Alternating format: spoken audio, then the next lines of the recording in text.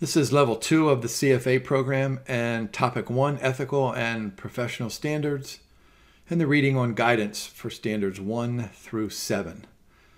We're up to standard 5, which happens to be my favorite standard. I'm not saying it's a superior standard, but it's my favorite because it represents the core of what we do as financial analysts, right? Investment analysis, recommendations, and actions. This is the basis. This is our primary function as good risk managers, as good investment managers, as good financial analysts. All right, 3 parts to this. So let's go ahead and get into the first part. Let's go ahead and skip over the LOSs because we've seen these now 4 previous times, and we're going to see them 2 more times before these series of standards videos are completed. All right, notice part 1 there. 3 bolded terms: diligence, independence, and thoroughness. Let me give you my take. So diligence, what does that mean? To me, that means hard work. So that means fundamental analysis. That means technical analysis. That means macroeconomic and microeconomic analysis. That means quantitative analysis. And so we're going to work really, really hard.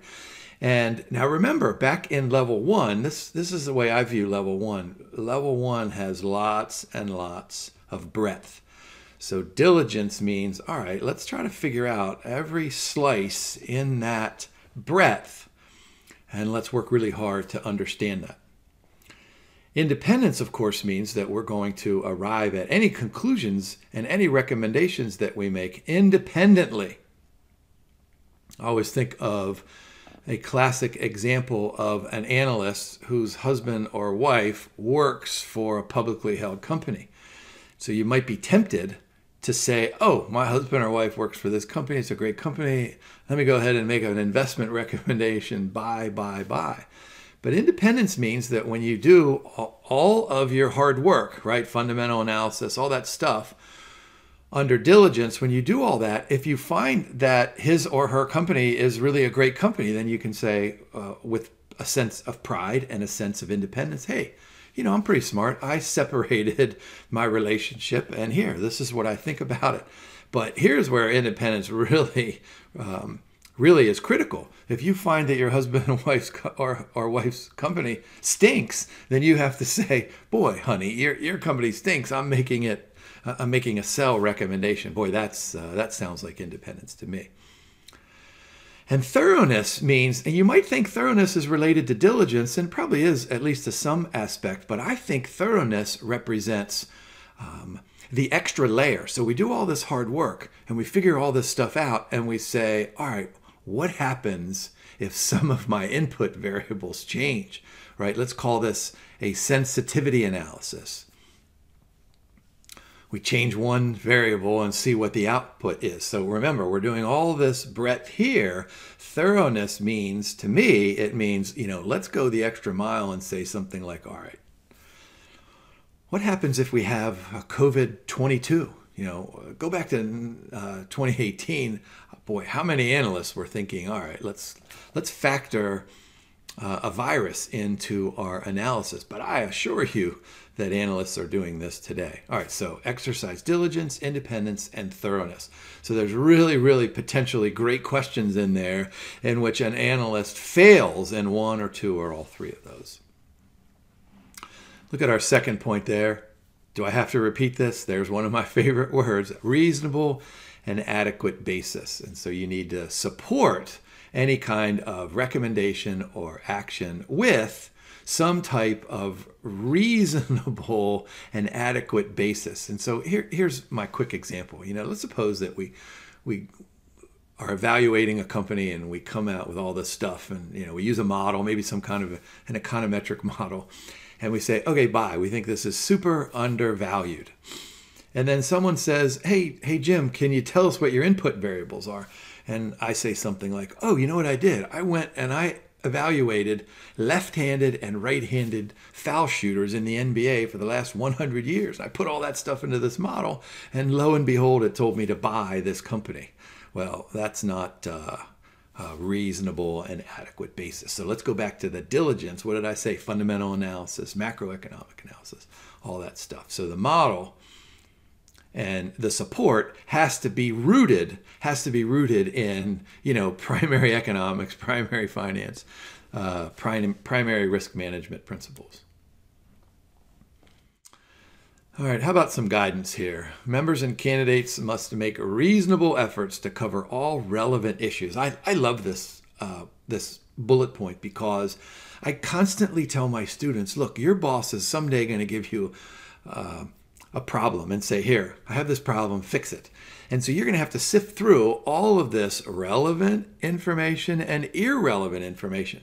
So I like to give students questions in which there are one or two, maybe even multiple pieces of irrelevant information. And my students always say, well, Jim, why did you give us that stuff if we didn't need it? And I say, well, exactly. So cover all relevant issues. And then, of course, what does that mean? You're going to have to go to all of these resources. So look at the examples that we have down there. Financial statements, company reports, third-party research, and then, read. I read, you guys know I say this regularly. I'm a voracious reader. I read the Wall Street Journal every day, probably not cover to cover, but I try to get through it more. If you read the Wall Street Journal every day, I think that really is a great resource to kind of keep you up to date, et cetera, et cetera. How about third-party research? Of course, we're not experts and we don't have the time and energy to do all, right? Let's go back to level 1, right? So level 1, we're doing all this breadth. Now in level 2, we're hitting some depth. And there's lots of depth as we get through these readings in the future. So we got to go this way and we have to go this way. And we can't do it all. So of course we're going to rely on individuals and organizations outside of our firm to help us, right? So third-party research. So determine the soundness of the research, review underlying assumptions, rigor, timeliness, all that stuff, right? Members and candidates should encourage firms to adopt policies that emphasize periodic review of third-party research. And of course, the CFA Institute is aware that you have probably personal and professional relationships with these third parties. And so as part of the process, you're gonna, what does that boldness say there? Soundness of the research. I mean, this is really no different than when you have a plumbing problem in your house. You pick up the phone and call the plumber. Now, let's just suppose you've never had a plumbing problem in your house before. So you're going to call a couple of plumbers and see what they say. And then you're going to ask your neighbors and you're going to ask your homeowners association. You'll get on social media and you'll say, hey, here's Betty the plumber out there. I'm thinking of hiring her. What do you think? And so there we go. Soundness of research, etc. All right. How about quantitative research, right? So you're required to understand the parameters, assumptions, and limitations of the models. You know what I'm going to do when we get to our quantitative methods readings? I'm going to get this standard 5A out and remind you that this is part of the ethics and standards so that I can convince you that we really need to spend lots of time so that we can understand assumptions and limitations, right? How about the development of quantitative models? So look what I have in bolded red there. So first, we'll understand or consider time, ensure model captures a wide. All right, what do I have in bolded red there? Fully understand the assumptions of the model. So that fully understand, I'm going to bring that back as well when we hit our quantitative methods readings. How about selection of external advisors and sub-advisors? So we probably need to have some type of criteria that's standardized. And this is important. I learned the importance of standardization going back to 1848 when these 12 dudes created the Chicago Board of Trade. And they said, you know what, forward contracts, those are customized. We want to standardize. And these individuals, I mean, they were entrepreneurs. They had this great idea. They were innovators. So standardization is a good thing when it's applied appropriately. And the Institute think that's it's appropriate here. Of course, I do too. How about group research, right? So we're going to find ourselves inside of an organization and with a group of individuals, and we may know them, but we may not know them. And so what does this mean? When we have a group report and group decision making, we need to make sure that the conclusions are founded on reasonable and an adequate basis. Now, we might not agree. Excuse me. We might not agree with those conclusions, but as long as those conclusions are based on all of that stuff that we talked about in a previous slide that can be summarized by reasonable and adequate basis, then we don't need to dissociate. However, if we find out that it's not founded on a reasonable and adequate basis, then we need to say, okay, let's take our name off of this. Let's take a step back. Let's figure this out. All right, how about some recommended procedures for members and candidates? So conduct a periodic review of third-party research. That makes sense. Review all assumptions. Make sure that we understand and investigate the rigor, and then evaluate the independence and objectivity of recommendations. How about recommendations for firms? So this goes back to, boy, what did I say in that previous recording? I really like this. Let's establish as supervisors, let's establish a culture of ethics. And so this is a little bit a part of that, a culture of diligence, right? A culture of reasonable basis, which is, just one component, maybe one silo in this umbrella of the standards. So look at these circle bullet points that we have here. Adequate and reasonable investment reports and recommendations. Develop guidelines to establish due diligence procedures. Okay, it's one thing to work really hard. I mean, we can get our shovel and go out in the backyard and for 5 hours, dig a hole. And that's really hard work. But I mean, unless we're building a pool out back, it's probably a waste of time, right? So due diligence procedures. So in order for us to work hard, it's not enough to work hard. It's sufficient for us to work efficiently and effectively. So when we have this assignment, when our supervisor says something like, hey, Jim, I want you to go out and look at these 5 firms. I want you to pick the best 2 based on maybe these factors or maybe board of director skills or whatever it is. And then we can consult these guidelines. And so, hey, this is how we do it, right? We go, we interview, we investigate, fundamental analysis, all that stuff. And of course, measurable criteria is super important. It's one thing to go out and do all this work and say, okay, this was my decision, here's my recommendation. And then a year later, we look back and say, oh man, that was awesome. Or boy, that really stunk. Evaluate the quality of research. Can we measure? Let's go back and say, okay, we made this decision based on, let's just pick a ratio, like a current ratio.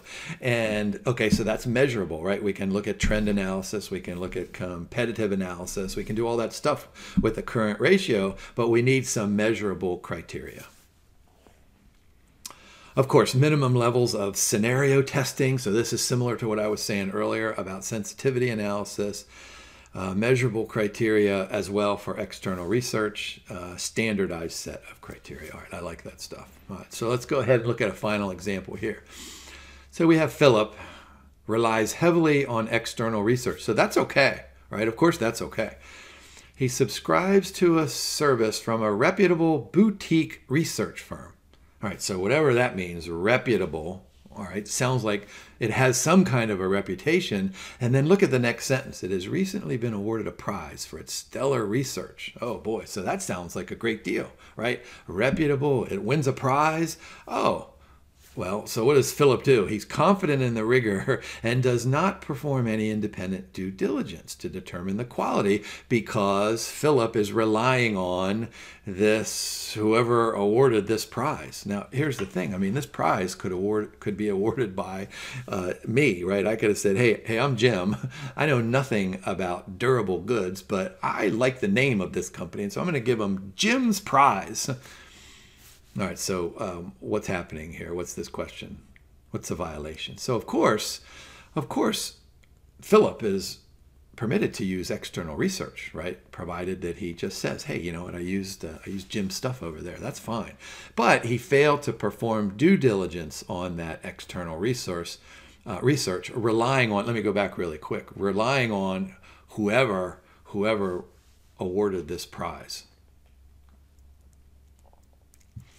How about the second part here of Standard 5, communication with clients and prospective clients? All right, a couple of issues here. Look at that first word that we've written, disclose. All right, so this is important. Disclose, basic format, general principles of the investment process. Now, here's my take on this. Look, right, what's our job as good financial analysts? We have clients, and so we're going to have to craft a policy statement, whether it's an individual or an institutional client. So within the body of that policy statement, there are going to be lots and lots of communications. Now, in that policy statement, we don't have to write everything down. I mean, essentially, we're going to have an initial meeting. And during that initial meeting with the client, we're going to ask questions, pretty basic questions like, how much money do you have? How much risk do you want to take? What are your fears? What are your aspirations? All that kind of stuff. So we're going to take notes. So inside of the policy statement, you don't have to photocopy or copy and paste all of those notes. All right. So you got to decide what is relevant, what is minor, and what ought to be included in the policy statement. And then look at number one at the end of that sentence, promptly disclose any changes that might materially affect those particular investment process or the whole process itself. Of course, we need to inform and disclose to clients about the risks and the limitations. You learn this back in level 1, we'll learn it again in level 2, and then we'll really learn it in level 3. Part of that policy statement are risk and return objectives, but also in there are the client constraints. So significant limitations or constraints that are unique to the client. That's what those client constraints are, but might be limitations that are reflective of the entire economy as well. Reasonable judgment, investment analysis, recommendations. All right, that makes sense. And the fourth one here, I think this is an important one. The Institute seems to have lots of questions on that they have published, distinguish between fact and opinion. And so they're really, really good questions that can be asked that kind of disguise an opinion as fact. And so that's going to be a violation. All right, clear, frequent, and timely information. That makes perfect sense. Communicate significant factors that inform an investment decision. And, I think this is an interesting one because let's suppose you have a client who comes to you, and this client is fairly well informed about investments. And they say something like, here, Jim, what I want you to do is I want you to put together a well-diversified portfolio. And I would like a beta somewhere in the 1.4 to 1.5 range.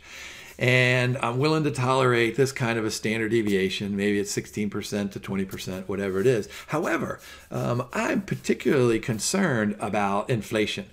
And so you do all of your, what was that red bolded thing? Fully understand a model. So you come up with this factor model, and one of your factors is a protection against inflation. So you put together this investment portfolio that has an inflation factor in it. And so, all right, so what does that say?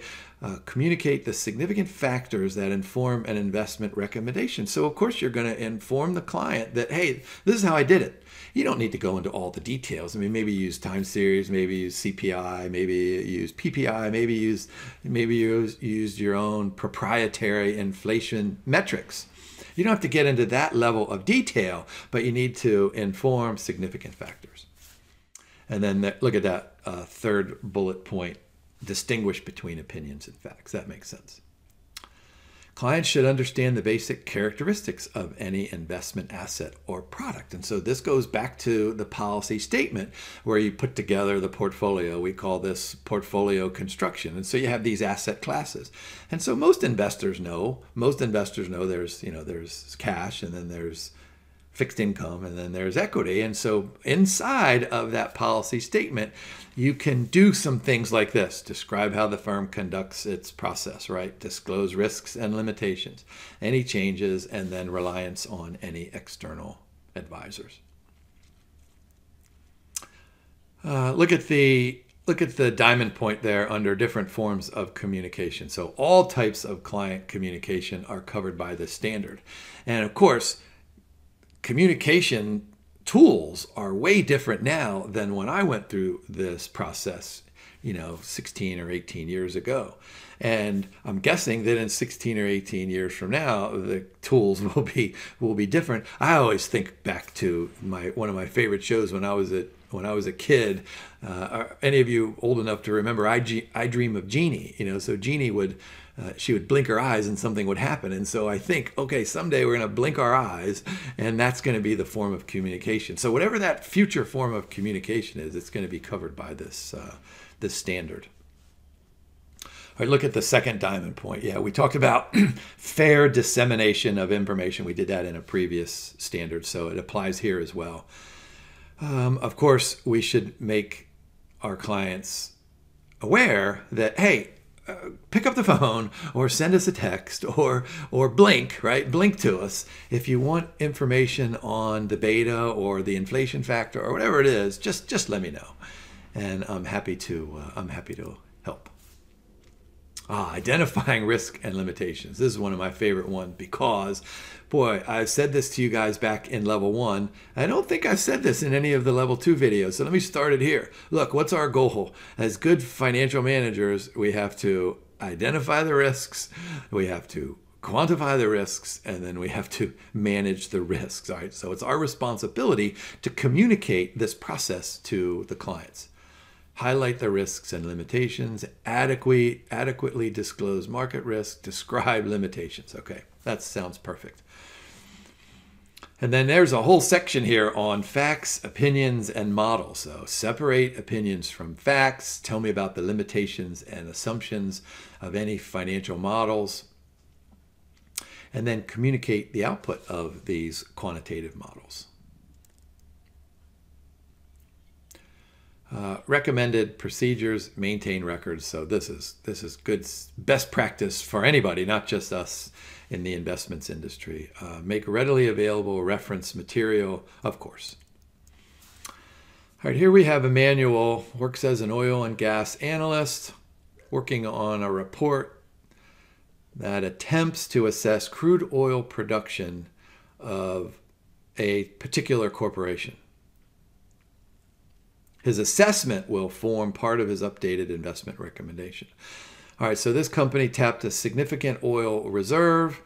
Emmanuel's report includes his estimate of the expanded production capacity. All right, in the conclusion of his report, oh boy, based on the increase in the production capacity of 500,000 barrels per day, strong buy. Oh boy, have we violated anything? So look at the quote down there. So we need to make a determination, separating fact from opinion. And of course, this was based on a model that Emmanuel used. So boy, what are we saying? Of course, his calculation of the increase in production is a quantitative estimate. So that's an opinion, right? That comes out of the model, and it's not a fact. So he should have clearly distinguished from the facts in his research report.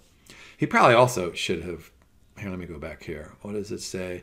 His attempts to assess the crude oil production. So you can imagine some kind of an econometric model that Emmanuel came up with. So he probably should have included not all the details, right? But at least something. Hey, here are some inputs.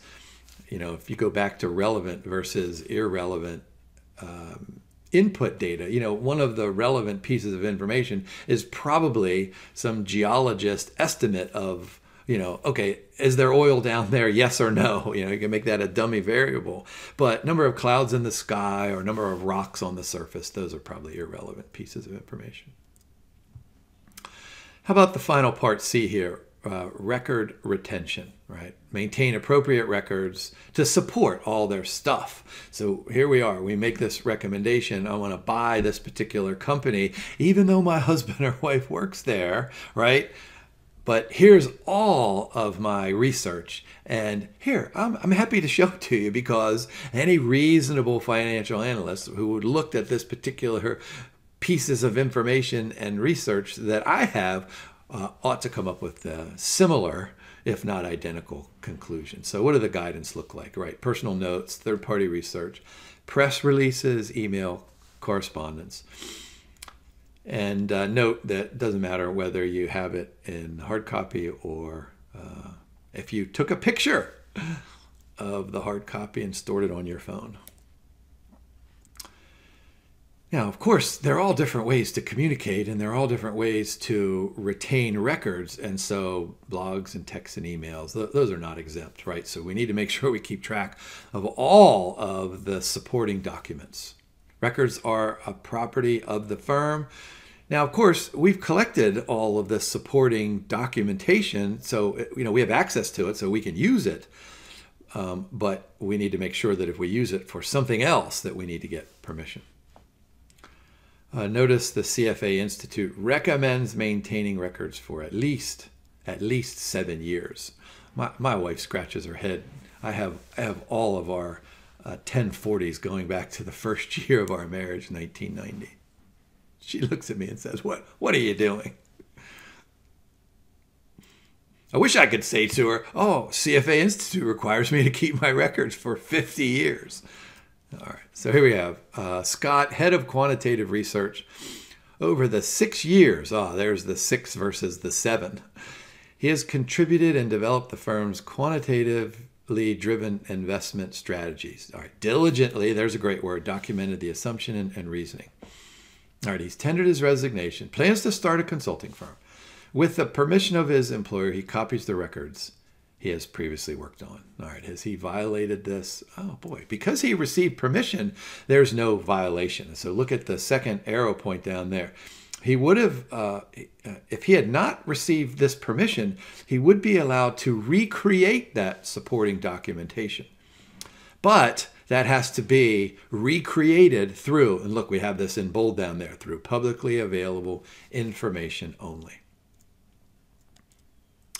And that takes us through the LOSs for this standard.